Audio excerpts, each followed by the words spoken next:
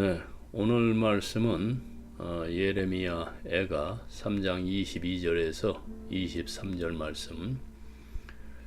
제목은 그 반복 속에 숨겨진 하나님의 의도, 이렇게 정했습니다. 본문은 예레미야 애가 3장 22절에서 23절 말씀입니다. 다 함께 봉독하시겠습니다. 여호와의 인자와 긍휼이 무궁하심으로 우리가 진멸되지 아니함이니이다. 이것들이 아침마다 새로우니 주의 성실하심이 크도소이다. 아멘. 우리는 매일 자연을 접하고 또 지나치지만 그 안에서 하나님을 만나는 일은 드물기만 합니다. 자연 가운데서 하나님의 임재를 알아내는 것이 쉽지 않죠. 푸른 하늘도 또 바람에 흔들리는 나무도 그저 배경처럼 스쳐 지나갑니다. 하나님께서 창조하신 세계가 우리 눈앞에 있는데 왜 그분의 손길은 보이지 않을까요? 우리는 매일 같은 아침을 맞이합니다. 알람 소리, 커피 향, 반복되는 일정, 그 속에 하나님의 손길이 있다는 말은 때로 너무 조용해서 믿기 어렵습니다. 하지만 예레미야는 말합니다. 이것들이 아침마다 새로우니, 반복되는 일상 속에 숨겨진 하나님의 의도, 그 성실함을 오늘 함께 발견해 보고자 합니다. 세상의 반복은 기계적 자동이 아니라 각 생명의 탄생은 그분이 무대 위에 새롭게 올리신 마지막 장면과도 같습니다. 어릴 적 얘기를 하나 해드리죠. 어릴 적 할머니가 해주시던 옛날 이야기가 있었습니다.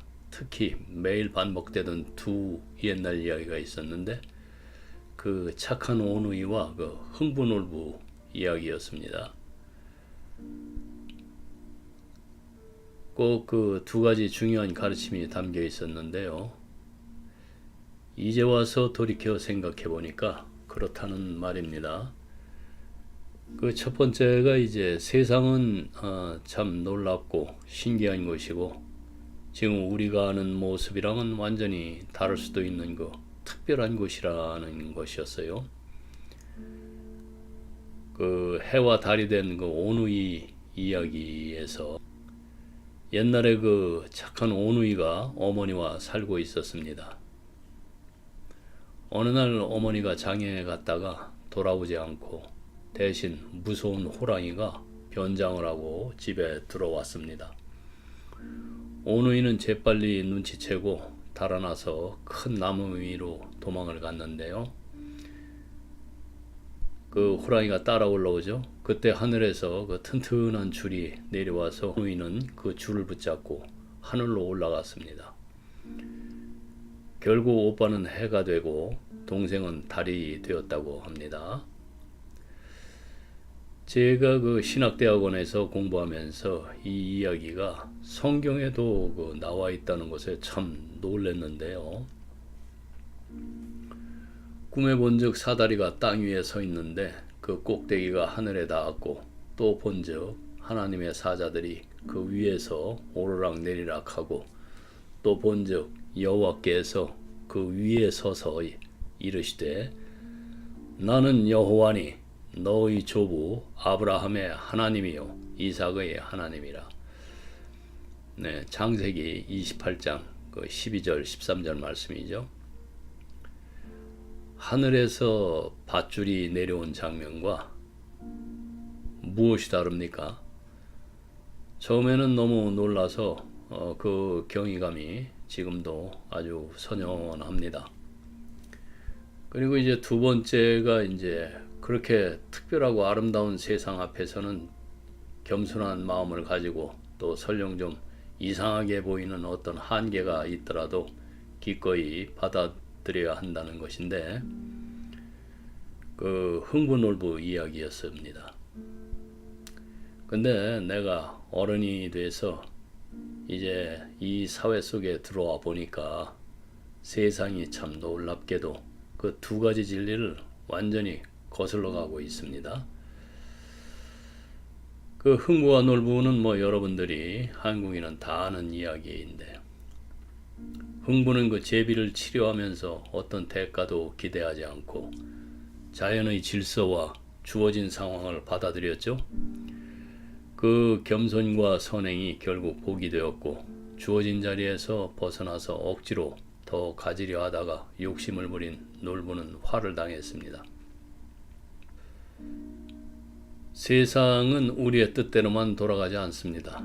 때로는 억울하게 느껴지는 그 조건 속에서도 하나님의 섭리와 축복이 숨어 있다는 말씀입니다. 이 두 이야기들은 제 마음속에 그 서로 다른 두 가지 감정을 이제 동시에 불러일으켰었는데, 처음에는 그것이 단순한 감정의 그 감동의 파도처럼 느껴졌지만, 시간이 흐르면서 그 감정은 제 안에서 깊이 뿌리 내려서 이제 굳건한 신념으로 자리 잡게 되었는데요. 마치 하나님께서 한 번의 경험을 통해서 우리 마음에 씨를 심으시고, 시간이 지나면서 그 씨가 자라서 믿음의 확신이 되는 것과 이치가 같습니다. 이러한 그 충격은 어렸던 그 내 내면에 두 가지 감정을 이제 불러일으켰으므로, 그리고 그 감정이 시간이 지나서 이제 신념으로 자리 잡게 되었단 말인데, 그 첫째 감정이 이제 경이로움이죠. 네, wonder. 해와 달이 된 오누이.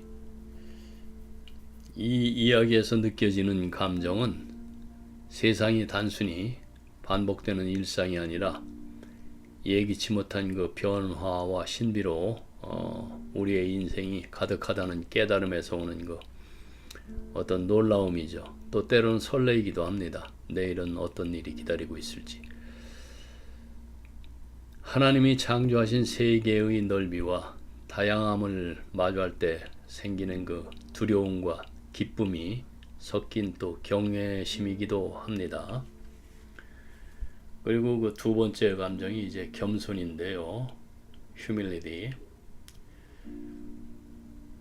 흥부놀부 이야기는 참 많이 들었죠. 네. 세상의 질서와 그 주어진 한계를 억지로 깨트리지 않고 받아들이는 마음입니다. 불합리하게 보이는 제한 속에서도 그런 상황 속에서 하나님의 뜻이 있을 수 있다는 인식에서 나오는 순종과 온유함이죠. 예. 이런 예들이 그 성경 속 인물들 중에서 그 이해 못할 그 상황의 그런 조건 속에서도 살아온 인물들이 있습니다. 그 몇 분 좀 예시를 들어보죠. 요셉을 들 수가 있는데, 첫 번째가 억울한 그 감옥 생활, 그 창세기 39장에서 41장까지의 이야기입니다. 그 배경과 상황은 이제 요셉은 보디발의 아내의 그 거짓말로 인해서 죄 없이 감옥에 갇히죠. 그래서 억울한 감옥 생활은 그의 꿈과는 정반대 길이 됐습니다. 마치 제한처럼 보이는 현실이죠. 그런데 요셉은 불평하지 않고 감옥에서도 충실히 섬기면서 하나님의 인도를 기다립니다. 그 순종과 온유함이죠. 결국 애굽의 총리가 되어서 하나님의 그 구속 계획에 쓰임을 받게 됩니다. 이것이 하나님의 뜻이었습니다. 그리고 두 번째 인물을 또 보면은 엘리야의 그 그릿 시냇가 은둔인데, 그 열왕기상 17장 이야기입니다. 그 상황이 하나님은 엘리야에게 사람들과 떨어져서 시냇가에 숨어 있으라고 명령하십니다.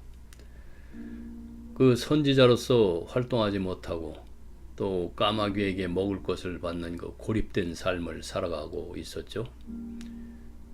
이게 제한처럼 보이는 어떤 현실이에요. 엘리야는 하나님의 말씀에 따라서 조용히 기다립니다. 순종과 온유함이죠. 그리고 그 이후에 사르밧 과부와 또 이렇게 만나게 됩니다. 그리고 바알 선지자들과의 그 대결을 위한 준비 기간이 되는 것이죠. 네, 이것이 하나님의 뜻이었습니다. 그리고 예수님의 그 십자가 길, 그 빌립보서 2장 5절에서 8절 말씀이죠. 이 상황이 지금 하나님의 아들이신 예수께서 인간의 몸을 입고 고난과 죽음을 당하십니다. 전능하신 분이 고난과 죽음을 선택하십니다. 이것이 참 제한처럼 보이는 현실이죠. 죽기까지 복종하셨으니 곧 십자가에 죽으심이라. 순종과 온유함입니다. 그래서 인류가 구원되지요. 하나님의 백성들이 하나님의 뜻이었습니다. 그럼 우리가 사는 세상은 어떻습니까? 우리의 이 요즘은 과학적 그 결정론이라는 어떤 이름으로 삶의 그 신비를 지워버렸는데요. 오늘의 세계는 말합니다. 모든 것은 그 처음부터 필연적으로 정해진 대로 펼쳐져 왔고 앞으로도 그렇게 진화되어 갈 것이다. 나뭇잎이 초록인 이유는 다른 색이 될 수 없었기 때문이라는 것과 마찬가지인데요. 우리는 지금 AI 세대에 살고 있죠. 이 AI 세계는 경이로움을 거스르는 세계입니다. 그렇다고 이 세계의 발전을 반대한다는 말은 아닙니다. 현대사회는 세상은 이미 다 밝혀졌다는 식으로 신비와 그 경이로움을 축소를 합니다. 과학, 기술 합리주의가 세상의 모든 것을 설명 가능한 것으로 만들고 또 기적이나 불가한 것에 대한 그 열린 마음을 닫아버립니다. 그 결과 우리는 하나님이 창조하신 세계의 그 풍성함을 이미 다 아는 것처럼 착각하면서 살아갑니다. 그러나 우주과학이 말하듯이 우주는 무한합니다. 광대하죠. 우리가 발을 딛고 살아가는 이 지구는 태양계라는 그 작은 공간 안에 위치해 있습니다. 태양계는 태양을 중심으로 행성들이 공존하는 그 하나의 이렇게 가족처럼 생겼죠. 이것조차도 우주 전체에 비하면 티끌에 불과합니다. 우리 태양계가 속한 그 은하계는 은하수, 그러니까 밀키웨이라고 이렇게 불리는데 이 안에는 약 한 2천억 개의 이상의 별들이 존재한다고 합니다. 그런데 놀라운 사실은 이런 은하수 같은 은하들이 우주 전체에 수천억 개 이상 존재한다는 것입니다.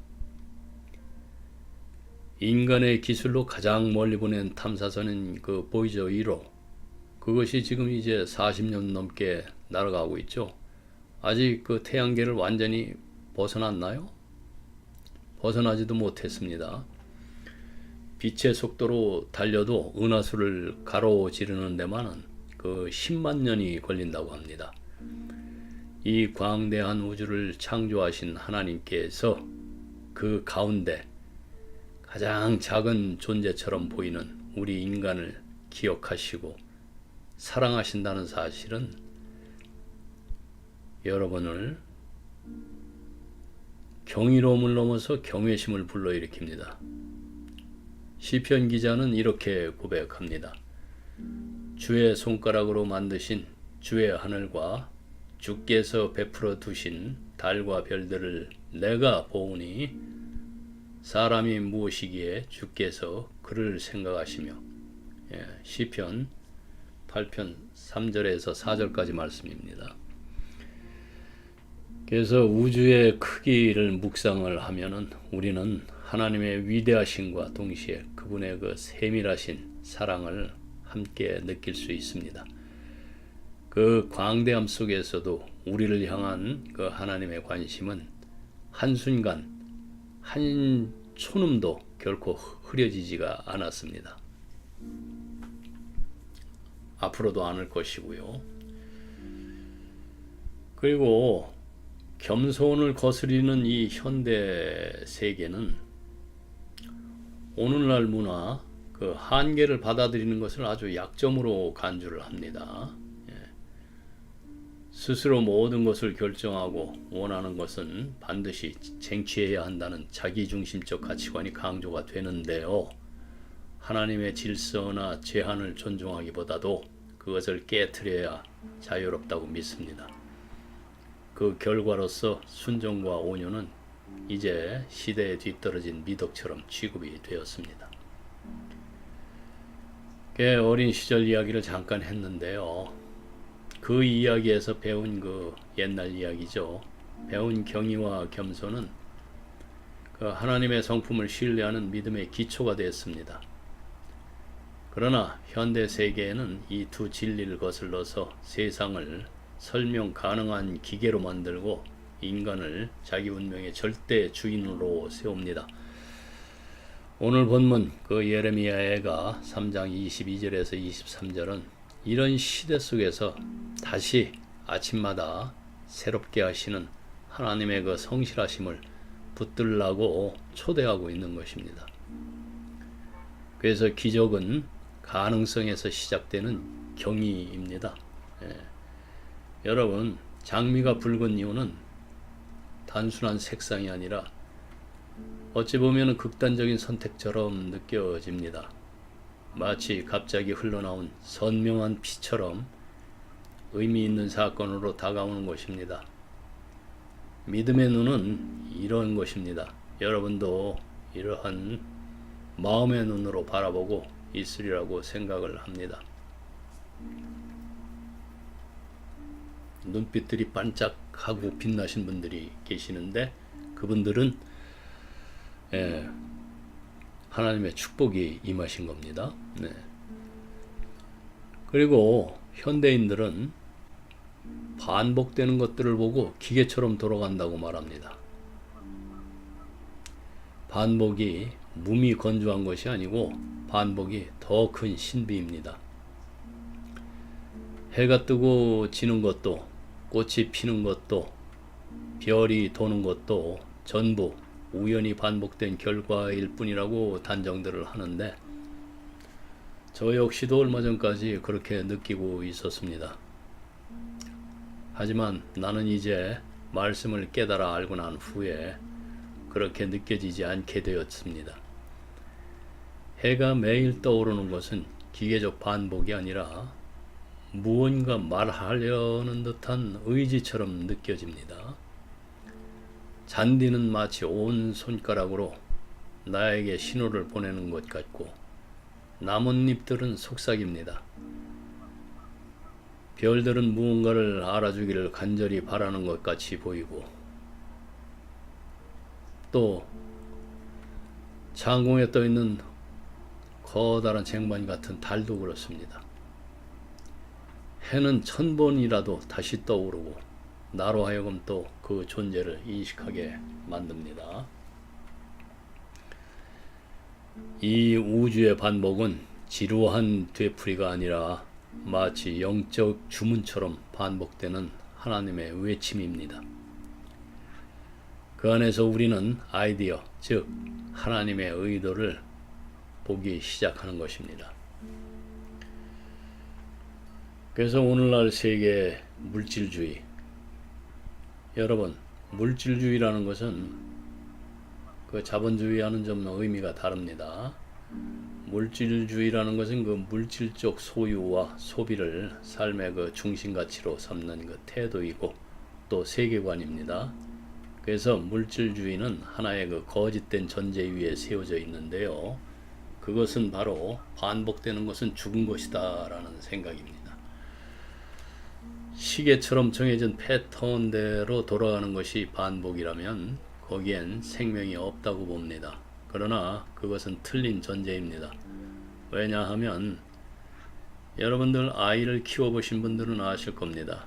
생명력이 충만한 어린아이는 동일한 동작을 기뻐하며 반복하죠.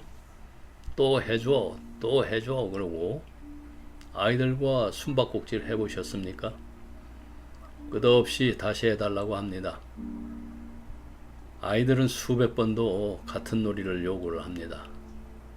왜 그렇죠? 재밌으니까.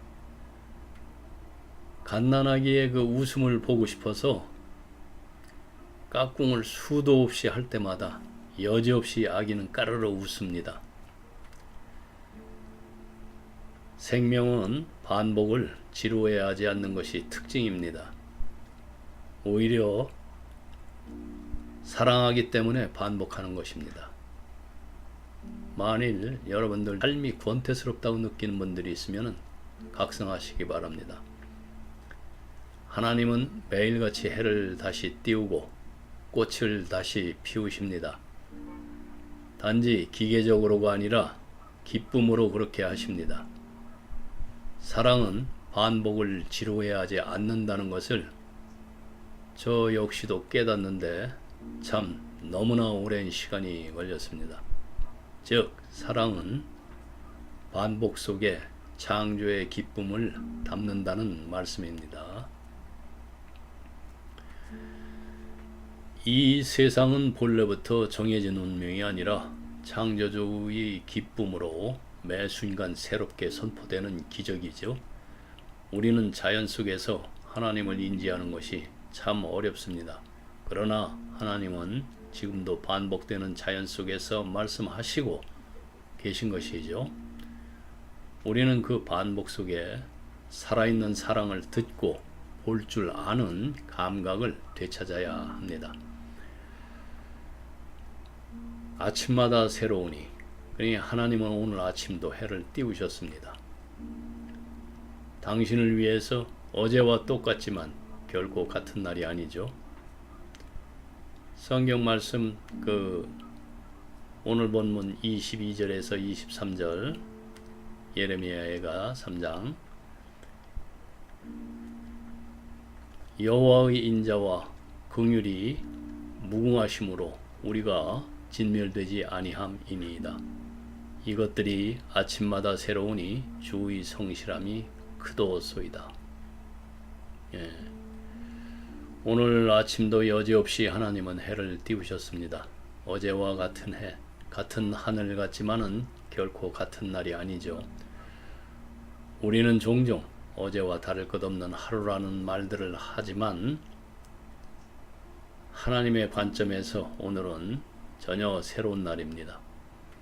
어제의 실패와 죄책감, 어제의 그 상처와 두려움은 어제에 머물러 있습니다. 오늘은 주님께서 새롭게 허락하신 시간입니다.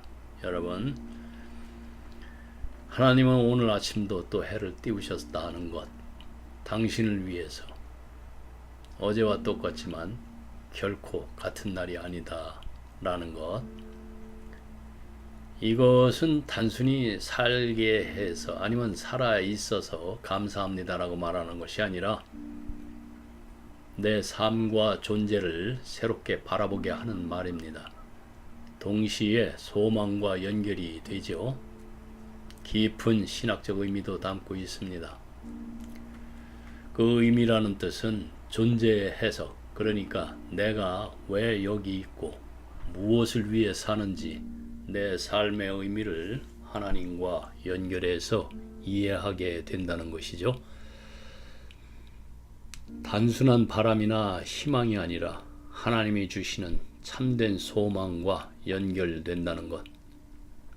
그리고 인간들의 삶, 고난, 기쁨, 미래에 대한 근본적인 질문들을 하나님의 관점에서 해석하게 한다는 것입니다. 쉽게 말해서 감사와 그 희망이 단순한 감정이 아니라 하나님과 나, 세상을 보는 시각까지 바꾸는 힘이 있다는 의미입니다. 그런데 어떤 이들은 또 이렇게 말합니다. 해는 매일 뜨지만 우리들 인간의 삶은 매일 다릅니다. 어제와 똑같지만 결코 같은 날이 아니다라는 말은 시간의 반복 속에서도 인간의 내면은 계속 변하고 있다는 생각입니다. 또 해는 하나님의 규정된 질서이고 인간은 그 질서 안에서 끊임없이 흔들리는 존재라는 것. 그러니 흔들리는 그 상태로 무슨 감사가 소용이 되겠습니까? 네, 이렇게 말하는 분들이 있는데, 그러나 오늘 본문에 그 예레미야가 이 말씀을 기록했을 때에 그는 예루살렘의 멸망과 황폐함 가운데 있었습니다. 바로 그 사람의 눈앞에는 무너진 성벽과 불타버린 성전, 그리고 고통으로 슬퍼하고 애통하는 백성들이 있었습니다. 그러나 그는 절망 가운데서도 이렇게 고백합니다. 여호와의 인자와 긍휼이 무궁하심으로 우리가 진멸되지 아니함이니이다. 이것을 소망이라고 합니다. 희망과는 조금 다른데요. 희망은 내일은 좀 더 나아지길 바란다는 그 인간의 기대나 바람이면서 그런 감정적인 기대를 말하죠. 그래서 희망은 상황에 따라서 흔들릴 수가 있습니다. 그러나 소망, 하나님은 나를 버리지 않으신다는 것, 그분의 뜻은 반드시 이루어진다는 것, 전능자의 생각이기 때문에 하나님에 대한 신뢰에서 오는 그 존재적 확신입니다. 즉 하나님과 그분의 약속입니다.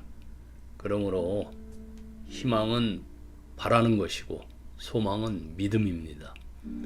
희망은 가능성에 기대하지만은 소망은 하나님께 뿌리를 둔 기다림입니다. 기다리는 것, 인내. 그래서 오늘 본문 중에서 그 아주 중요한 단어가 3개가 나오는데 인자, 긍휼, 성실이 나오죠. 네. 그게 좀 자세히 좀 들여다보겠습니다.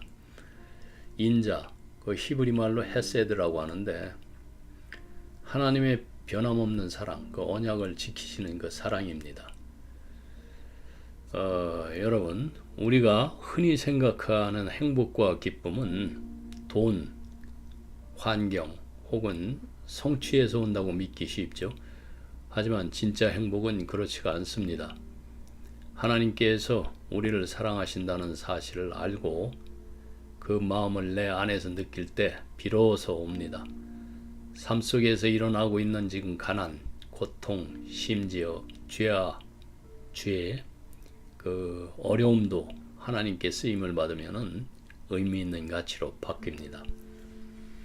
우리가 세상의 기준만 따라 살면은 진리를 알 수 없지만 하나님의 사랑을 경험하고 감사할 때 비로소 참된 삶과 기쁨을 누릴 수가 있습니다. 오늘 이 순간도 우리의 마음이 그 사랑을 깨닫고 사랑하는 자로 이렇게 거듭되기를 기도하시기 바랍니다. 우리가 그 세상 하는데 세상이 무엇입니까? 세상의 실체. 세상은 하나님 없이 자아를 중심으로 구축된 질서죠. 그 질서는 탐심과 힘의 원리로 움직입니다. 하나님의 통치와 끊임없이 충돌하는 지옥의 구조를 닮은 공간인데요. 세상은 힘의 원리로 움직이죠. 내 유익을 위해서 언제든지 남을 짓밟을 수 있고 배신할 수 있고 하나님마저도 나를 돕는 힘으로 동원해버리는 원리. 그러니까 자신의 결핍을 메우려는 이 불완전함의 간극을 채우려는 것이 바로 탐심인데요. 성경은 이것을 죄라 했습니다. 우리는 탐심으로 꽉 차 있죠.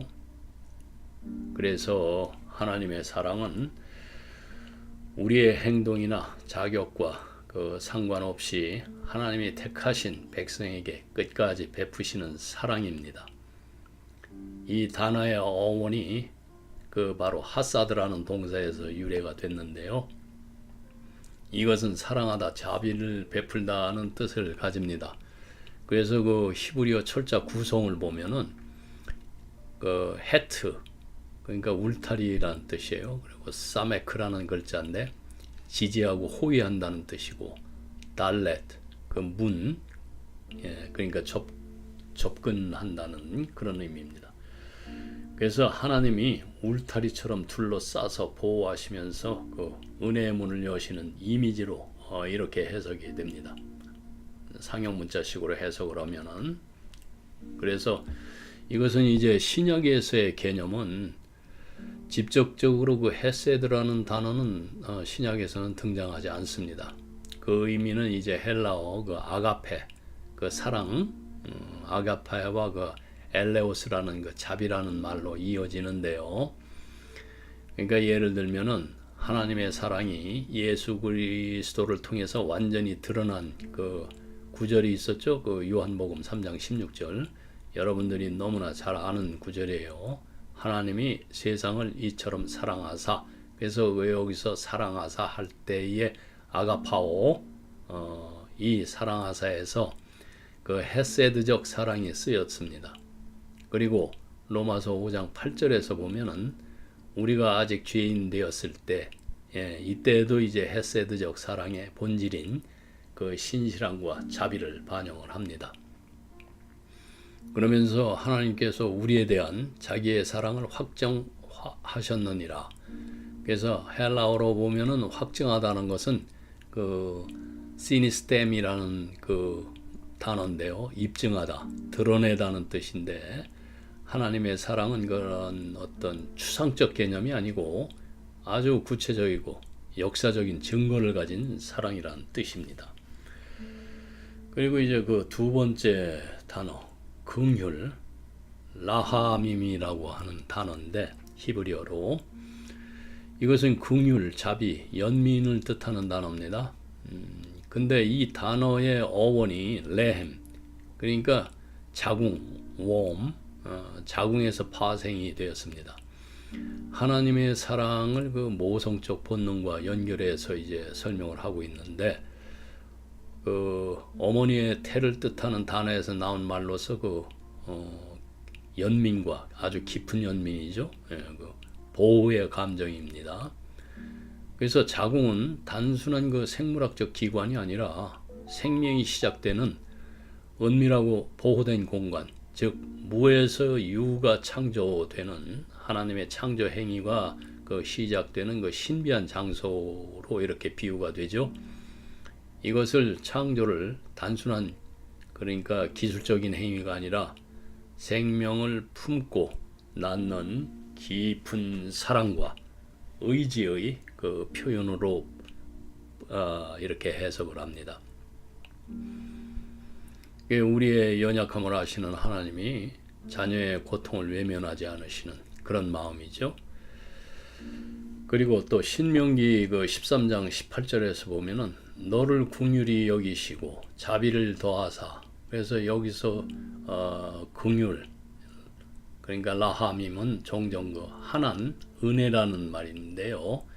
하난과 함께 사용이 됩니다. 그래서 하나님의 그 복합적인 사랑을 드러내고 또 그 자비를 베풀다 하는 리함이라는 그 단어를 사용을 합니다.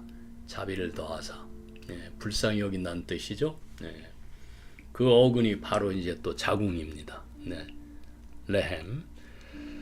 이 단어는 하나님의 사랑을 이제 아주 그 모성적 자비로 이제 표현을 또 해놨습니다. 그리고 한 두어 개 더 보면은 호세아서에서도 나오죠. 내가 어찌 너를 버리겠느냐, 내 긍휼이 불붙듯 하도다. 그 호세아 11장 8절 말씀입니다. 그리고 또 시편에서도 보면은 시편 25편의 그 6절에 여호와여 주의 긍휼하심과 인자하심이 영원부터 있었사오니. 그러니까 이 라함임은 하나님의 영원한 성품입니다. 그리고 이제 세 번째 그 중요한 단어, 성실, 에무나라는 단어인데요.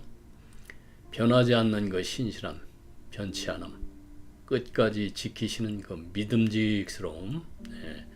세상은 변해도 하나님의 약속과 성품은 변하지 않습니다. 네, 하나님이 이런 분이십니다. 여러분 든든하잖아요. 시시비비에 울고 웃기는 우리들의 감정 따라 움직이는 것이 아니라 인간에게서 이런 성품을 찾을 수가 있겠습니까? 네. 그래서 우리가 아침마다 새로우니 하는 이 의미는 하나님은 매일 아침 새로운 은혜로 시작하게 하신다는 그 회복의 기회입니다. 그래서 어제의 그 실패와 죄책감을 오늘까지 끌고 가지 않도록 하시죠. 그리고 아침에 눈을 떴을 때 하나님, 오늘도 당신의 성실함을 믿습니다 라고 이렇게 고백을 하십시오. 하루의 그 첫 시간을 하나님과의 교제해 드리면은 그날은 완전히 달라집니다. 그것이 바로 하루를 믿음으로 여는 삶이 됩니다. 그리고 우리가 받은 인자와 긍휼은 흘려보내야 합니다. 그것이 사랑입니다. 누군가에게 친절과 용서, 위로를 베푸는 것은 하나님의 사랑을 전하는 통로가 됩니다. 그러므로 해서 하나님의 사랑을 나누는 하루가 되는 것이에요. 네. 하나님이 주신 오늘은 결코 어제의 연장이 아닙니다. 오늘은 어제와 전혀 다른 하나님이 새롭게 만드신 하루입니다. 그리고 이 하루를 지탱하는 힘은 하나님의 인자와 긍휼 그리고 성실하심입니다. 오늘 아침도 하나님은 해를 띄우셨습니다. 여러분들이 함께 예배를 보기 위해서 나오신 이 시간에도 그것은 우연이 아니라 당신을 향한 하나님의 의도입니다. 그래서 어제와 똑같지만 같은 날이 아니라는 말씀이에요. 새로운 하루, 새로운 은혜, 새로운 기회가 우리 앞에 있습니다. 그러니까 지금 여러분들이 좀 힘든 일들이 있어도 무릎에 힘주고 말씀 안에서 다시 일어서십시오. 그것이 하나님이 여러분에게 뜻하시는 것입니다. 네, 오늘은 여기까지 하겠습니다. 함께 기도하시겠습니다. 주님, 오늘도 주님의 인자와 긍휼이 우리를 덮어주셨습니다. 감사합니다. 어제의 무거운 짐을 내려놓고 오늘 주신 새로운 은혜로 살아가게 하옵소서. 주의 성실하심을 기억하며 오늘 하루를 믿음과 감사로 살게 하시옵소서. 예수님의 이름으로 기도드립니다. 아멘.